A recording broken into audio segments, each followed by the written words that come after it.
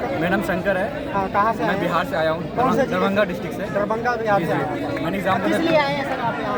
मैं आया हूँ अपनी आवाज़ उठाने के लिए। और इसी काम के लिए आए थे या किसी और काम इसी के काम लिए के आए? लिए मैं यहाँ पे आया हूँ। अच्छा, स्पेशल आप यहाँ पे जितने भी कॉकरोचेस आए हुए हैं इनका जी, साथ जी। देने के लिए आप आए? 5-6 दिन से यहीं पे हूँ। अच्छा, बहुत अपने बढ़िया, दोस्त बहुत के पास बढ़िया। रहता हूँ रूम पे और यहाँ पे आता हूँ। आपका उद्देश्य ये है कि इनका साथ लेना है ना? जी बिल्कुल। हाँ, ठीक है। और आपको क्या यहाँ पे क्या समझ में आया और आपका मांग क्या है? आप क्या चाहते हैं? हमारी मांग यही है कि कोई भी गवर्नमेंट आए, कोई भी शिक्षा मंत्री बने, वो अपना जिम्मेदारी से भागे नहीं, वो पेपर अच्छे से करवाए। चाहे अरे किसी ये तो देखो, ये तो सभी लोग चाहते हैं ना, हाँ। जो जिम्मेदारी से नहीं भागे, वो भाग रहा है, उसका समाधान क्या है? इसका समाधान है कि रिजाइन करो भाई, अपना अब सीट खाली करो। अगर आप काम नहीं कर सकते हो तो रिजाइन दो, सिंपल सी बात है।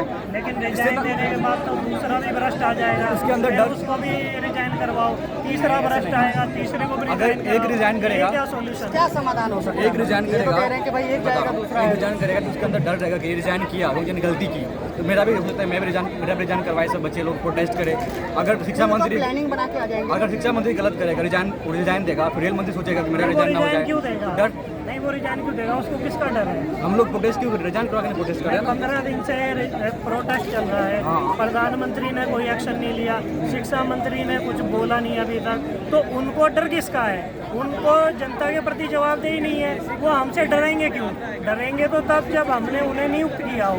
अब नियुक्त नहीं किया तो डर किस बात का है, बताओ जरा। हमने अपने वोट से तो नियुक्त किया है, मतलब आपके- हमारे प्रतिनिधि तो नियुक्त किया है। अच्छा, हम वोट- आपके कहने का मतलब है कि अगर मान लो दूसरा शिक्षा मंत्री आ जाता है, वो भ्रष्टाचार करता है, तो फिर से आपको क्या पता साल और 6 महीने तक आंदोलन करना पड़े, तब जाके वो हटेगा। और जो बाकी मंत्री भ्रष्टाचार कर रहे हैं उनके लिए भी आंदोलन करना पड़ेगा, तो इतना तो पॉसिबल नहीं है। हमारे- ऐसा कहना चाहते हो ना आप? हाँ, मतलब अभी रेल मंत्री भी भ्रष्टाचारी है, स्वास्थ्य मंत्री भी भ्रष्टाचारी है, अभी पेट्रोलियम वाला भी चल रहा है सिस्टम, गन्ने का तेल डल रहा है, मतलब गन्ने का जूस डल रहा है, तो मतलब उन्हें डर किस बात का है? किसी का नहीं। लेकिन अगर क्या आपके होना चाहिए? हाँ। तो वोट वापसी, पासबुक, शिक्षा मंत्री का कानून अगर आ जाता है तो शिक्षा मंत्री को यह डर है, 24 घंटे उसके मन में ये डर रहेगा कि उसकी नौकरी कभी भी जाने वाली है। तो ये डर नेता को ईमानदार और कार्यकुशल बनाए रखता है। ये कानून अमेरिका में 250 साल से चल रहा है, तो भारत में क्यों नहीं लगेगा ये कानून? अच्छा, बिल्कुल होना चाहिए। अच्छा, आपसे मैं सिंपल सा सवाल करता हूँ, अभी शिक्षा मंत्री की नौकरी प्रधानमंत्री के पास है ना, तो प्रधानमंत्री के हिसाब से वो काम कर रहा है, प्रधानमंत्री को खुश करने के लिए काम कर रहा है, तो क्या उसकी नौकरी पब्लिक के पास होना चाहिए जो असली मालिक है देश की, या प्रधानमंत्री के पास होना चाहिए? पब्लिक के पास होना चाहिए। पब्लिक के पास 5 साल के बाद मौका आता है कि उसको चेंज नहीं नहीं नहीं, 5 साल के बाद हमारे पास मौका नहीं है ना हमारे मंत्री को change डेमोक्रेसी करने में का। हमारे डेमोक्रेसी में तो ऐसे ही दिया गया है कि हम नहीं, नहीं, कैबिनेट की अगर- नियुक्ति जो है ना वो प्रधानमंत्री अगर करते अगर हैं। अगर अगर कोई कानून है, जैसे कि इनका ये कानून है वोट वापसी पासबुक कानून, लागू करके सभी मतदाताओं को शक्ति सही दो बात। मंत्रियों को लेकिन निकालने ये की। पास वो क्यों करेंगे? हैं? वो पास ही नहीं करेंगे पार्लियामेंट से अरे भाई, इस कानून को। वो छोड़ दो, आप प्रधानमंत्री रहते तो पास कर देते। कर देता। हाँ, सुनो, आप अच्छे आदमी हो ना, तो प्रधानमंत्री बहुत बुरे आदमी हो, पास नहीं करेंगे, सबको 150 करोड़ लोगों को मालूम पड़ा, पता है। लेकिन अभी वो सुनो, वो तो इस्तीफा भी नहीं दिलाना चाहते हैं ना, तो यहाँ पे लोग खड़े हो गए। अब देख रहे हो आज मंडे के दिन इतने लोग खड़े हैं, क्या पता कल को इससे भी 4 गुना ज़्यादा हो जाए। तो वो कितना प्रेशर झेल सकते हैं? 1000 लोगों का झेल सकते हैं, 10,000 लोगों का यही झेल तो बात सकते है हैं। ना, तो अभी- सुनो, अगर मान लो कि 2000 लोग खड़े रहे तो बोलते भाई तो इस्तीफा दे, तो क्या पता 2000 लोगों से मान जाएंगे, तो 20,000 लोग बोलेंगे भैया तुम वोट आपके पास वो कानून लागू कर। 2 लाख बोलेंगे, 20 लाख बोलेंगे, 2 करोड़ बोलेंगे, 20 करोड़ लोग ये बोलेंगे। प्रैक्टिकल तब तो पॉसिबल करेगा नहीं है। ना। अभी हाँ, कैसे? प्रैक्टिकली हाँ, पॉसिबल ये नहीं जानना है चाहता हूँ, ये कैसे? चीज़। वही की कोई क्यों चाहेगा कि मैं अपना मतलब अपना जो भी सत्ता में है वो अपना पार्टी क्यों चाहेगा कि मैं सत्ता से बाहर जाऊँ? ये जो है आदमी पर डायरेक्ट आ जाएगा अच्छा, पावर। आप बताइए, मतलब कि समझ नहीं पा रहे देखो देखो, डेमोक्रेसी किस में तरीके से लागू होगा? तो डेमोक्रेसी में पब्लिक डिमांड होती है, तो वही इम्प्लीमेंट होता है, वही लो बनता है। अब तानाशाही तो चल नहीं रही है कि राजा का जो मनाएगा वो कानून बनाता चला जाएगा, है ना। तो डेमोक्रेसी में बेनिफिट क्या होता है, जो पब्लिक डिमांड अगर खड़ी हो जाए, तो यदि हम वोट वापसी, पासबुक, शिक्षा मंत्री का कानून की डिमांड खड़ी करें, तो सरकार को मजबूर होना पड़ेगा इस कानून को इम्प्लीमेंट करने। सर, ये डिमांड ये खड़ा कैसे होगा? हजारों लोग इसकी मांग कैसे करेंगे? जो वहाँ बैठे हो तो 150 लोगों से बात मानेंगे नहीं, 1000 लोग भी बोलेंगे तो भी बात नहीं मानेंगे। लोग आना पड़ेगा। भाई मतलब कि ये कानून उससे पीएम से और सीएम से गैजेट में छपवाने के लिए उसको मजबूर कैसे करेंगे आप? तो उसको मजबूर करने के लिए सबसे पहले तो पब्लिक डोमेन में और जन सामान्य में इस चीज़ की जानकारी हमें पहुंचानी पड़ेगी। अच्छा। कि वोट वापसी पासबुक का कानून कुछ है, ठीक है। जब ये कॉमन नॉलेज में इंफॉर्मेशन जाएगी तो तो पब्लिक इसकी आवाज़ उठाएगी, क्योंकि अभी भारत के हर नागरिक, अच्छा मैं समझ गया आपके, हाँ अभी भारत का हर नागरिक जानता है कि नेता भ्रष्ट है, पुलिस भ्रष्ट है, जज भ्रष्ट है, हाँ। ठीक है, लेकिन कर कुछ नहीं सकता है। लेकिन अगर पब्लिक को ये पता चल जाए इस भ्रष्टाचार का इलाज वोट वापसी पासबुक है, तो वो पीएम सीएम को ये बोलना चालू करेंगे कि भाई वोट वापसी पासबुक का कानून छाप। अब प्रधानमंत्री या मुख्यमंत्री पीठ फेर के भाग नहीं सकता, अब उसे स्टैंड लेना पड़ेगा। अगर वो स्टैंड नहीं लेगा तो दूसरी पार्टी स्टैंड लेके इलेक्शन जीत के ये कानून लागू कर देगी। अच्छा अच्छा, मतलब मेन कहने का मतलब है कि भारत के सभी लोगों को इस चीज़ की जानकारी होनी चाहिए, तभी वो पब्लिक डिमांड करेंगे। आपका मतलब यही है ना? ठीक है, धन्यवाद सर। मैं आपसे बात करना चाहता हूँ कि आपका नाम क्या है? मेरा नाम पुष्पराज गुप्ता है। हाँ हाँ, और कहाँ से आए आप?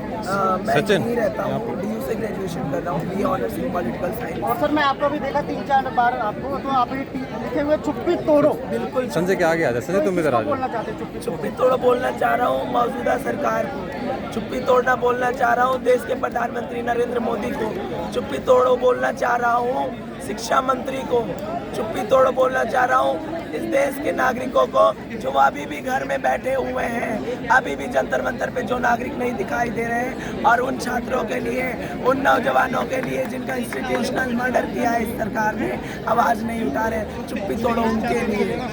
तो क्या इलाज क्या होना चाहिए शिक्षा में? इलाज होना चाहिए, ये हत्यारे हैं, हत्यारे हैं ये। इनका जो बच्चे आज अपनी दुनिया से विदा हो गए, वो बच्चों उन बच्चों के हत्यारे हैं ये। इनको सलाखों के पीछे होना चाहिए। इन्होंने इंस्टीट्यूशनल मर्डर किया है, एनटीए जैसे संस्था बना अच्छा के। आपका क्या कहना है? क्या कहना मेरा कहना है कि भाई सलाखों के पीछे भेजेगा कौन? जज तो भ्रष्ट है। अभी जज के घर में ढेर मिला था, नोटों का पहाड़ मिला था। भेजेगी इस देश की जनता, भेजेगी इस देश की जनता, भेजेगा इस देश का नौजवान। 70 साल में किसी अच्छा, एक एक मिनट बात भेजा। हाँ। पिछले 70 साल में एक भी नेता अधिकारी को जेल भेज पाई, ये जनता नहीं भेज पाई, क्योंकि पावर ही नहीं है। जब पावर ही नहीं है तो मीठी मीठी बातें करने से थोड़ी ना कुछ होने वाला है। नहीं, समाधान क्या है? मतलब आप कैसे देखोगे? तो जेल भेजने का एक ही सोल्यूशन है कि आम नागरिकों की जूरी का गठन हो, उसके आधार पे केस की सुनवाई चले और फिर वो जेल जाए।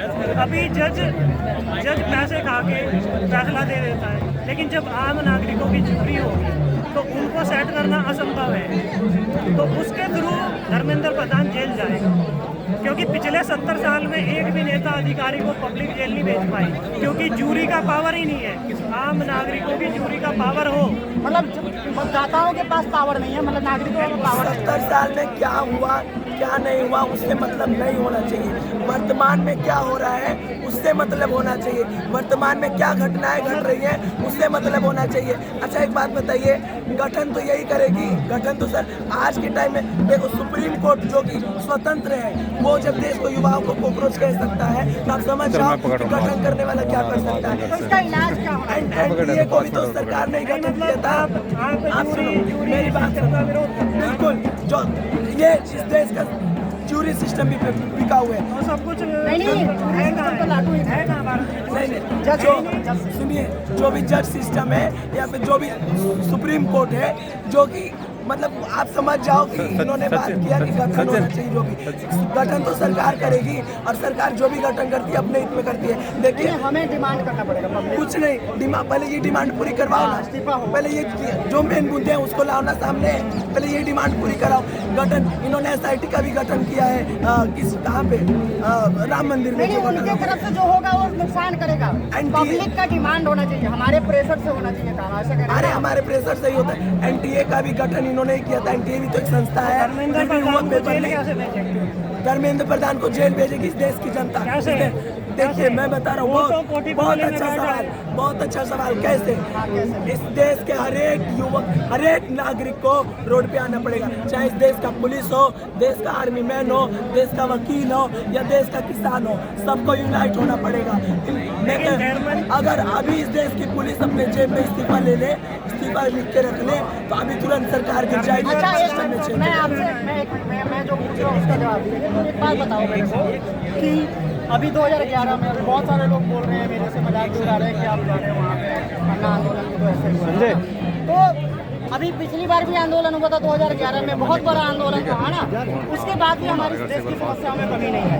ये आंदोलन हो रहा है, अच्छा हो रहा है भाई। इस्तीफा तो 100% धर्मेंद्र प्रधान का होना चाहिए, आप इस पे यकीन करते हो ना, मानते हो ना, ठीक है। तो लेकिन इसका समाधान है तो नहीं है भाई। आप मतलब कितने लोगों को इकट्ठा करोगे, कब तक कर लोगे भाई? चारों तरफ भ्रष्टाचार हो रहा है। ये तो बात सिर्फ शिक्षा की हो रही है भाई। स्वास्थ्य मंत्री के वजह से करोड़ों लोग मर गए फोर्स वैक्सीनेशन, फोर्स लॉकडाउन में, समझ रहे हैं ना बात को आप? उसके किसी को जानकारी नहीं दिया मीडिया ने उसके बारे में।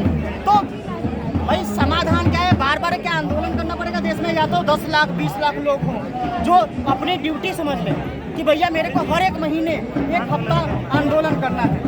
तो ये पॉसिबल नहीं है, क्योंकि आज के टाइम में इतनी महंगाई है और जिनका काम सेट है ऑलरेडी, खुश है, उनको लेने देने नहीं। जो गरीब है उसके घर में आटा दाल चावल नहीं हो, जरा कैसे आंदोलन करेगा? तो भाई इसका रियल सोल्यूशन क्या है? आप शॉर्टकट में बताओ। तो हमने तो इसका रियल सोल्यूशन में ये प्रस्ताव रखा है कि मंत्रियों के ऊपर वोट वापसी का कानून लागू किया जाए। अगर मुख्यमंत्री के ऊपर वोट वापसी पासबुक का कानून लागू होगा तो मुख्यमंत्री एक भी ऐसा कानून ही नहीं बनाएगा जिससे कि जनता को परेशानी हो।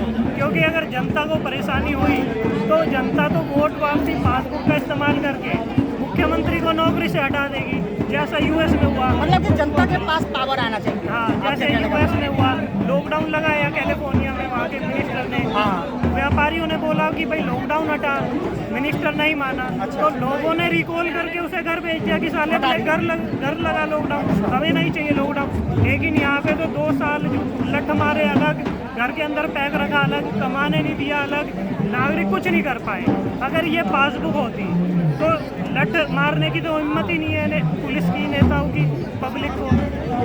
अच्छा सर देखो, आपको मैं सिंपल बता रहा हूँ कि एक तो धर्मेंद्र प्रधान का इस्तीफा होना चाहिए। उसके बाद जो शिक्षा मंत्री आता है वो उसको नौकरी से हटाने का अधिकार पब्लिक के पास होना चाहिए, जो आम जनता जो देश के मालिक है उसके पास होना चाहिए, या सिर्फ अकेला प्रधानमंत्री के पास?